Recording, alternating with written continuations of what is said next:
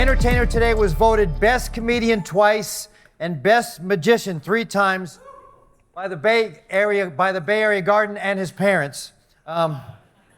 He has entertained in all 50 states and over 50 countries for 2 presidents, not me, not big beautiful me, and at the California State Prison,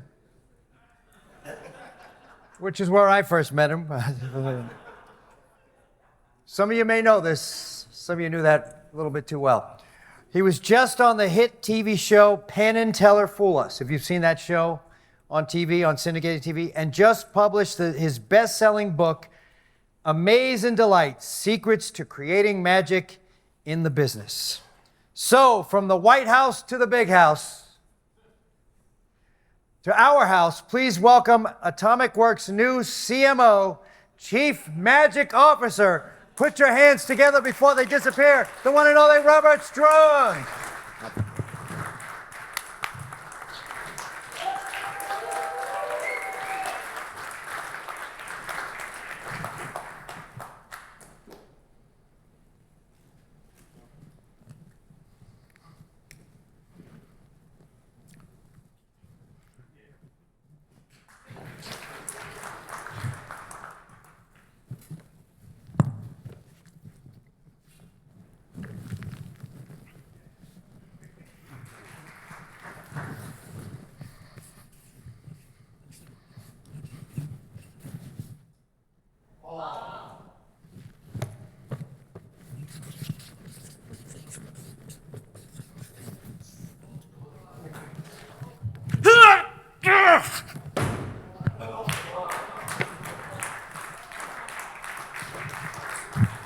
It's real. That was awesome. When the bowling ball hit the ground, you jumped out of your seat a little. Try the decaf. It's an honor to be here today. I got to meet VJ at a CEO summit with 200 other CEOs, and since then, a lot of the CEOs have been bringing me to their events, but more importantly, a lot of them have been asking me for invites to the Magic Castle, which I could make happen. We'll talk about that later. My name is Robert Strong. I've got a slide presentation here. And it works, excellent. We're gonna talk about the magic mindset. What traits do magicians have that are also useful for leaders too? And I'd like to ask everyone in the audience to right now uncross your arms, uncross your legs, put your feet flat on the ground, point your knees and toes directly towards me, point your nose towards me, take a deep breath and continue to breathe. Good. I want everyone here to think of a playing card. There's ace through king, there's hearts, spades, diamonds, and clubs. Make sure there's a free choice, and there's 100 people here, so there'll be a lot of different options. Good? Good, got it. Blue shirt, second table, what is your name? Eric, what is your company? Environmental Science Associate, ESA. I have a degree in TLAs, 3-letter acronyms. Okay. You're thinking of a playing card, yes? Did we talk before the show? No. This is true. I didn't plan or coordinate anything with anyone. I've got 52 cards and a joker, Eric. For the first time in a loud voice, name the card that you are thinking of. Jack of Clubs. Jack of Clubs. I'm going to ask the camera to go ahead and give a little bit of a push in for this and put it up on the screen, because there is one card that is upside down in the deck, Eric. All the other cards are face up. The only card upside down is your card, the Jack of Clubs.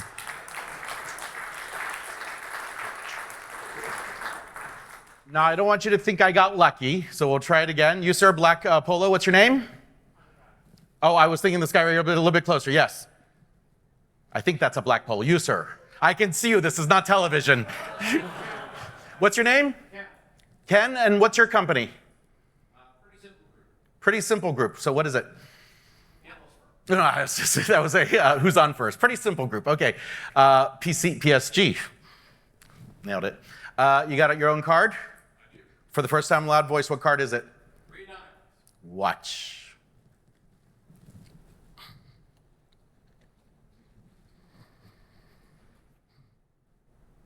Pretty simple.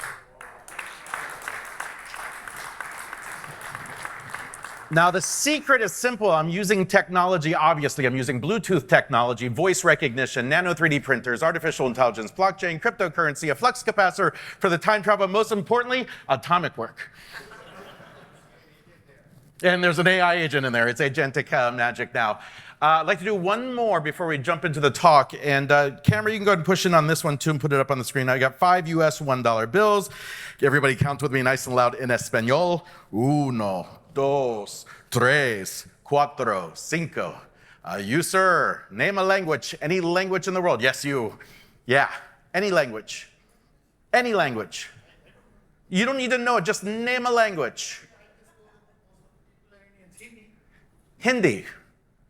Ek, do, teen, char, panch. Hindi, yes. Another language. Un, deux, trois, quatre, cinq. French. Another language. Canada.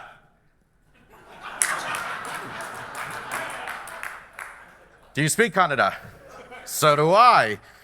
Uno, dos, tres, cuatro, cinco. Canada. Now let's hear Canada. I'll learn it. Wandu, rendu, modu. Wandu, erdu, muru, naku, aidu. I'll learn it. Another language. Eins, zwei, drei, vier from German. Another language. Anyone? Esperanto. Is that uno, dos, tres, cuatro, cinco? Yeah. No? Do you know it? No. I think it is, actually. I'm not 100% positive. Another one. Italiano, a 1, a 2, a 3, a 4, a 5. No. Une, due, tre, se, quattro, cinque. That's Italiano. One more. Gujarati. Onu, ronu, monu, nalu, naja. Gujarati, yes. Oh, sit down, everyone. Okay. I show you the fronts and I show you the backs. I say the magic words of the day that we've heard 1,000 times. 100x productivity. And when I say that the US dollar bills change, all of them to 100, 200, 300, 400, 500, both sides. Oh, stop. And now the worst trick ever is turning them back to $1 bills. Boo, why would he do that? Why would you? It's a Secret Service, that's why. Now, we're going to talk about magic. The first thing we need to do is get on the same page and define magic. How would you all, this is the interactive part, define magic? What I did. So, defying reality, giving a little bit of spark of joy, a little amaze and delight. What else? Illusion. So it's optical illusion, visual illusion, fools the brain, fools how the eye perceives the world. Yes? Make people happy. It's a little bit of joy, and that's used in marketing the most. You all have seen an ad that uses the word magic in the past, maybe even 24 hours. Have you described your product as magic? And I would say in the product world, it's exactly what you want, when you want it, how you want it. It over-delivers. It surpasses expectations. Let's get one more definition of magic.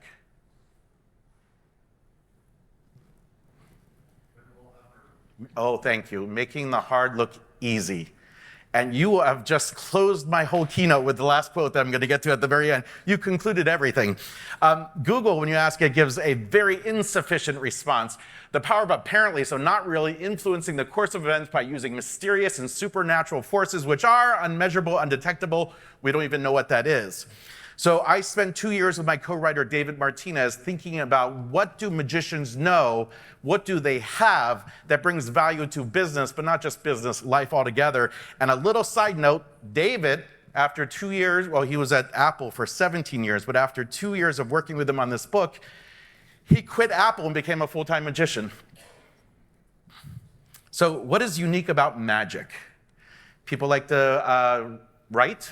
People like to do poetry, photography, dance, sing, music, any of those? Magic is the only art form that has to have an audience. You can't trick yourself. You can even make yourself laugh, right, Jeff? Yeah. But you cannot fool yourself. So magic by design is an experience that is designed for others, a gift of joy, amazement, delight. So what happens when we get joy in our brain, that delight in our brain? You get dopamine, oxytocin, serotonin, endorphins flooding your brain.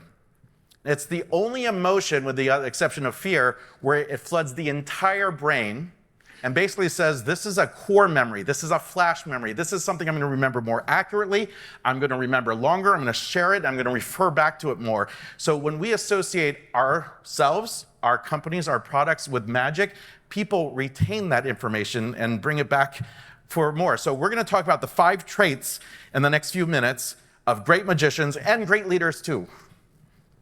This is Al from Al's Magic Shop. He's passed away about 10 years ago. I've been to 100 magic shops all across the world, even Barcelona, Spain, where it's the oldest magic shop in the world. And it is the most interesting places in the world with the most interesting people, with the most interesting things, doing the most interesting stuff. So the experience is you walk into a magic shop and they say, you've got to see this. This is cool and new. And they do a magic trick for you. You buy it, you go home. Fun. Al was different. He wasn't just interesting, he showed interest. He's the only magic shop, and the only one I'm thinking about and talking about 42 years later. Robert, do you have a business card? I'll take it up in the glass. If anyone needs a magician, I'll refer you. Robert, what are you working on? Where are you stuck, Robert? Who do you want to be in 5 years, Robert? That made such the difference that I frequented that shop and prioritized that shop. So magicians are both interesting, but the ones you care about, the ones you remember, the people are also interested. This is a old urban, it's not urban legend, I guess it's a fable, it's a story that is told. I learned it from Joshua Jay, a great magician out of New York City. It's about a first violinist that shows up to an orchestra and they say, we're gonna play the 1812 overture, and he rolls his eyes. Conductor says, why did you roll your eyes? He said, well, every orchestra I go to plays the 1812 overture. It's overdone, it's trite. I'd like to do some high art. The conductor said, well, you know what? There's gonna be a 4-year-old in the first row, and for a month they've been practicing getting dressed up in her favorite dress, putting up her hair, sitting with her hands on her lap, and listening to the music. And this is the first time she's ever going to hear the 1812 overture. And there'll be a man in the center who's been coming to the symphony for 40 years. He's 97 years old, and this may be the last time he ever hears the 1812 overture. So I want you to play it like it's someone's first time and someone's last time.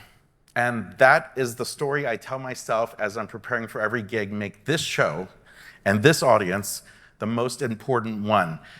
I'm going to try to do a little experiment where I show that. What I need is 5 or 6 people to come up here on stage. I'll let you self-choose. Come on up here and come up on stage. And I'm just going to ask you to line up shoulder to shoulder, center stage. Anyone who wants to come on up here, volunteer yourself, not someone else. Come on up here. We got someone? Excellent. Yes, come on up. Oh, we were getting them. They're coming. Line up shoulder to shoulder. A big round of applause for these 5 or 6 volunteers. Watch the bowling ball. It's a real bowling ball. We have 1, 2, 3, 4, and 5. On the end, what is your name, sir? Giri. Giri? Where are you from? Would you prefer me to speak in Canada? Okay. Giri, would you tell everybody, take the cup, tell everybody what's inside the cup? There's a die, it's singular, dice plural. Would you shake it around and confirm that there are different numbers on there? Yeah? Giri, what I can do is place your hand on top, give it a shake, shake, shake, get a shake, shake, shake, get a random number face up, and only you look at it. It's a 3, am I right? Hand the cup to the next person. What's your name? Cassie. Cassie, where are you traveling from? Oh, San Jose. I'll beat you on the highway on 101 way back. What's that? Do you know the way? You do know the way to San Jose. Well played. Would you go ahead and give the die a shake, shake, shake, and be the only person that sees the number that's face up? Look at me. 3 again? Yes. Do you want to change it and do it again just to make sure we don't always get 3? Okay, now look in my eyes. Is it weighted? You got 3 again. Why don't you choose the number? With your fingers, reach in and turn a number face up so you know it's not weighted. And then look at it. Okay, look at me. 6. Hand it to the next person. What is your name? Dave. Dave, where are you from? San Diego. Oh, okay, took a little trip. Give it a shake, shake, shake. Let me guess, you're from Binary Defense, yes? No, I just said on your sleeve, Binary Defense, so I just went ahead and went with that. And I didn't, Tomic worked in the restaurant. Not yet. Not yet. David, are you happy with that number? Yes. You're happy with that one number, the number 1? Yes. Hand it to the next person. Give it a shake, shake, shake. Look at it, then look at my eyes. 5. Next person. Serini. Where'd you travel from, Serini? Dallas, Texas. Dallas, Texas. Go ahead and look. Look at the number, then look at me. 5? 4. I was off by 1. There you go. A big round of applause for my 4 volunteers. Watch your step. Thank you all. Remember that picture I showed you earlier of the brain? With oxytocin, serotonin, endorphins, and all that flushing the entire brain when you have a wow experience? You all got that, and you never saw the die. I mean, you saw the lifted up. But what you did see is their reaction when they got the oxytocin, the serotonin, and the endorphins. So what does that mean? It means that when you share the magic, when you bring joy, you get the same endorphins they get. And when someone else, when you're in a group of people that get it, that studies have shown that when people are telling stories, like the stories I'm telling, you get the same brainwave functions that I get when I'm telling stories. It's like a mini little trip. You get to experience it. So as a leader, what we do is we create these amazing experiences by making every person, every audience, every show very important to us. Jeff, did you get to work with Rob Williams a couple times? Many times? Yeah.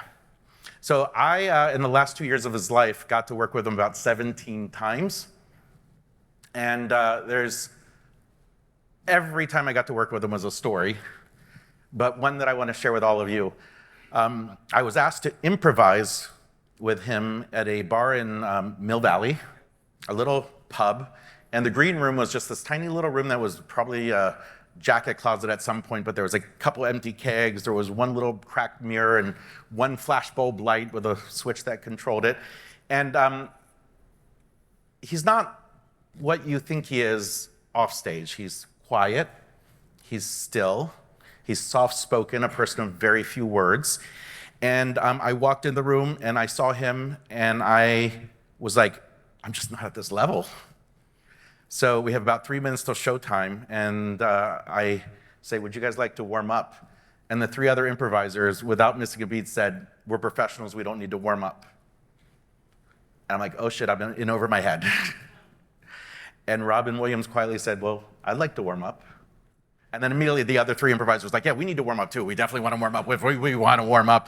And so Robin said, what did you have in mind? And I was like, well, we only have like 2 minutes. Why don't we just list what's going on in movies and television, in the news and politics, what's going on in California, San Francisco, the Bay Area, Mill Valley, this pub. And so we rapid fire listed things off. And then we got a knock at the door, it's time to go on the stage. So they introduced the first 4 of us, and we go out there. Then they announce Robin Williams.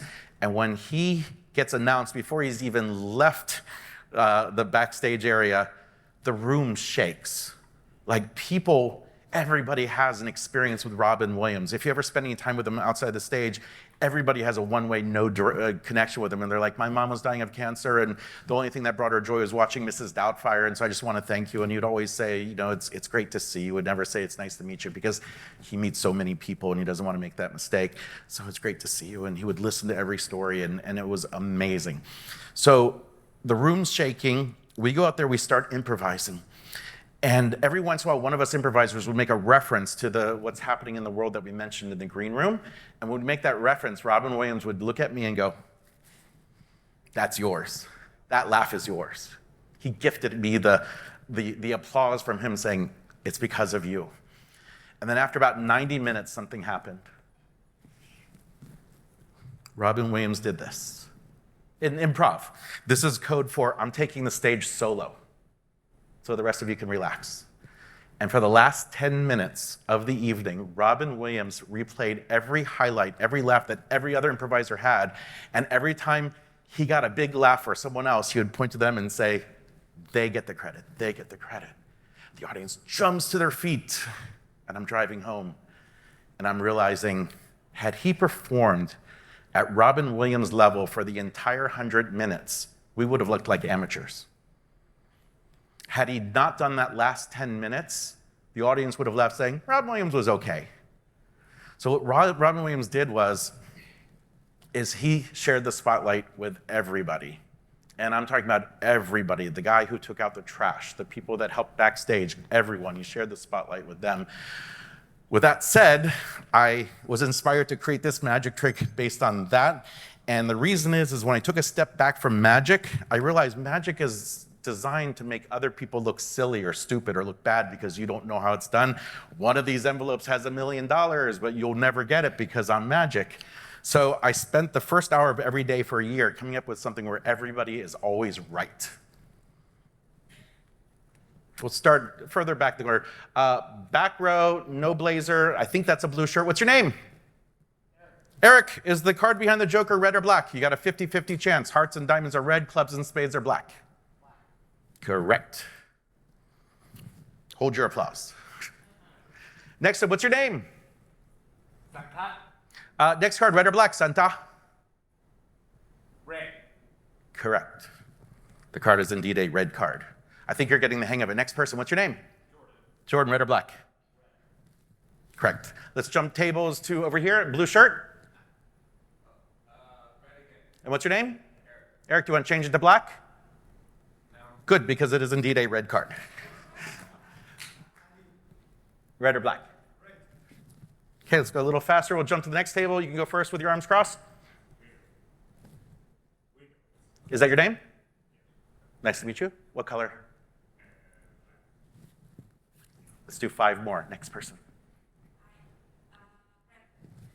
Alex.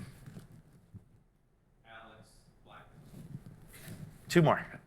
Black. Last one. Red.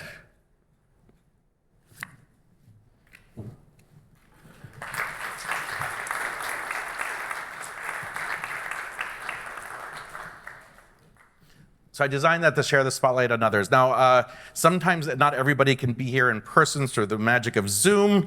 I think we can live stream. Can you turn up the volume on that and we'll get them on the monitor? We'll do something amazing. Hello. Hello, Robert. Robert. It's great to see you. No, it's great to see you. Why don't you explain what we're going to do? Okay, I'll explain. I am Robert Strong from the past speaking to Robert Strong of the present, and I'm here to predict everyone's future. Cool. How are you going to do that? Well, you see, ever since I was made Atomic Works' new Chief Magic Officer, I can predict the future. Okay, cool. Can you prove it? Okay, you want me to really predict the future and prove it? Yes. Okay, I'll do that. What I need you to do is I need you to get a volunteer from the audience, and I need you to have them come up on stage and have them think of something absolutely random. I could do that. And I will read their minds. Anything else? Yeah, one more thing. I need you to put me into a deep ready hypnotic to trance. pause. I need you to freeze me. Pause. Ready and sleep. Through the magic of my fingers, I put him to sleep. A pause. What I need is a volunteer from the audience to help me find something absolutely random. This is where everyone's avoiding eye contact.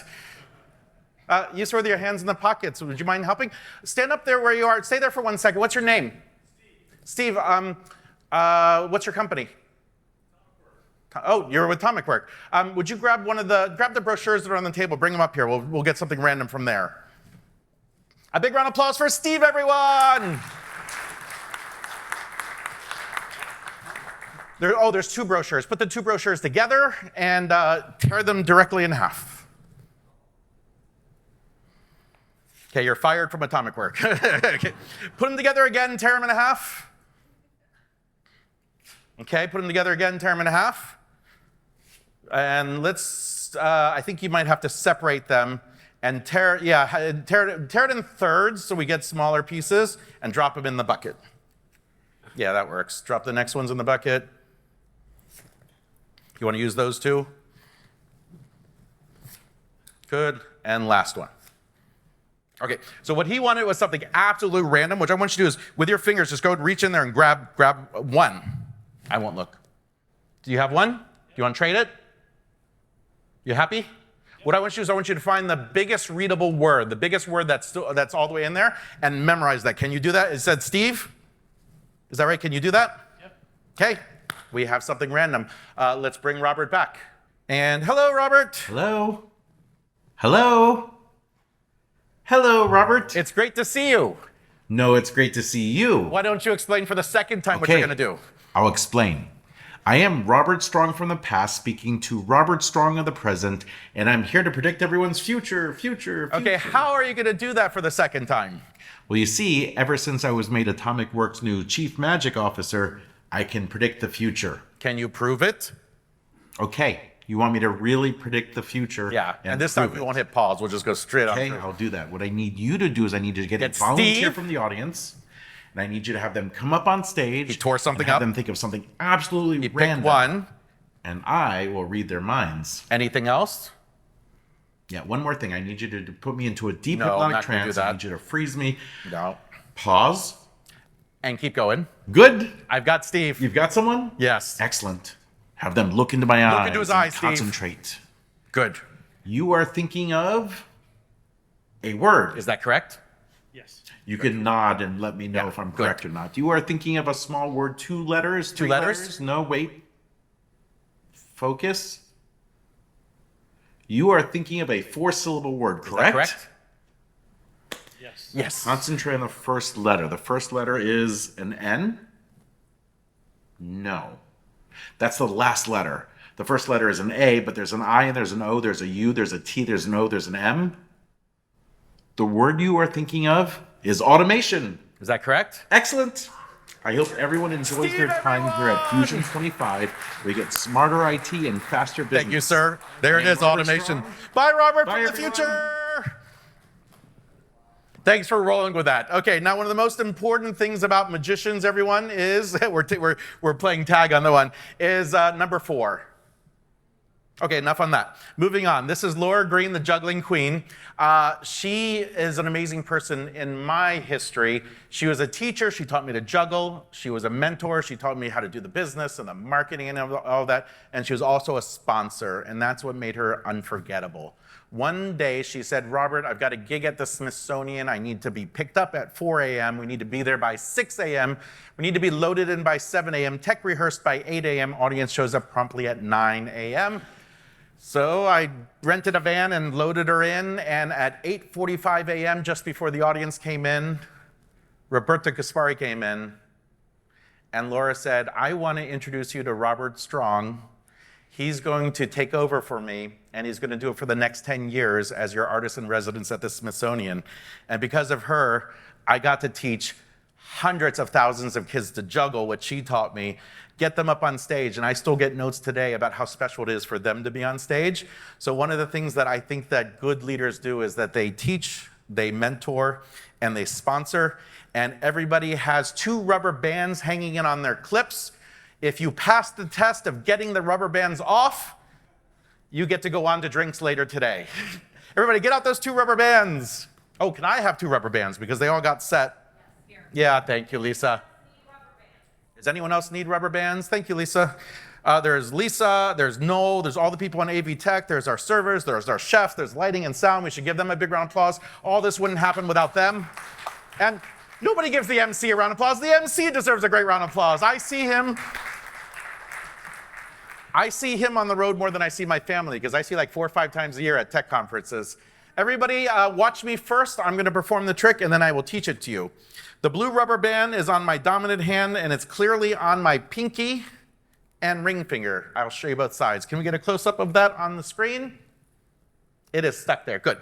I say the magic word, atomic work, and real work happens. The blue rubber band jumps to the index finger side. I'll do it again. This rubber band is stuck there. I say the magic word, atomic work, and just like that, it travels back to the other side.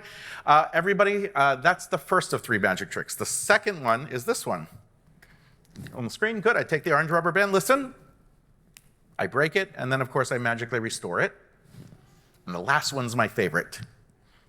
This is where the blue rubber band magically travels uphill. Wait for it. There it goes. Okay, I'm going to teach you all 3 of those. Everybody start with 1 rubber band on your dominant hand, on 2 fingers, your pinky finger and your ring finger. The hard part is making the fence. You take the second rubber band, you give it a 180-degree turn between each finger. It's above the knuckles, just like that. And once you're there, everybody show me the back of your hands. Now, coming up, VJ, is my favorite part of the show. Watch the audience for this one. Everybody, take the blue rubber band, pull diagonally towards your thumb. Make a fist, Secretly rest the finger on all 4 fingernails. Secretly rest the rubber band on all 4 fingernails. Show me the back. On count of 3, open your hands. Ready? 1, 2, 3, open. That's my favorite part. Okay, to make it go back, take the blue rubber band, pull diagonally towards your pinky, make a fist, rest it on all 4 fingernails, and all you have to do is open fast. That's the first of 3. The second trick, everybody take 1 rubber band, point to me with your index fingers, point to yourselves. Take the rubber band, collapse it down so it looks like a single band. The illusion is that a single band, you make a new circle. The hard part is taking your finger out, and then you complete the circle. So it looks like you have a new rubber band. To review, I point to myself, I collapse the band down, I make a new circle. I secretly take my finger out, and then I hold this. Listen. You all know that sound. It's the sound of a rubber band breaking. So your brain records a visual of the band breaking. It's called sound synchronicity. When you hear the sound, the recording in your brain is that the rubber band broke, and then when you see this, it doesn't add up, so you experience magic. So that's the second of 3 magic tricks. The last one, my favorite. Everybody take the first rubber band, pinch it at the 1/5 mark. Hide the 4/5 in your fist. Place the other rubber band on the nub, on the end. Keep the 4/5 secretly in your fist. Keep pinching. Make this 5 times longer. What's secretly in my hand gets released out into the wild, like a break, and gives the illusion that it's climbing. My challenge to all of you is to keep these rubber bands and show as many people as you can, and here's why. The first time you show someone, you're focusing on what your hands are doing. The second time you're doing it, you're focusing on what you're saying. The third time you're doing it is pure magic because you look up at their reaction. And if it's a bartender, you collect a free drink. And then you show the bartender how you did it, and you get another free drink. Oh, it's not forwarding to the next slide, please. Thank you. Who nailed it earlier? My definition of magic for all of you as CIOs, CISOs, CTOs, and all that, sometimes magic, this is Teller from Penn and Teller, sometimes magic is just someone spending more time on something than anyone else might reasonably expect. When your customer uses your product, when your employees are doing the work, the customer doesn't see the failed attempts, the thousands of hours, everything you do to just make it look and feel effortless. With that said, that's my time. This is me on LinkedIn. Feel free to connect with me. And you got some sound for me? Some audio? I hope you all enjoyed. My name is Robert Strong.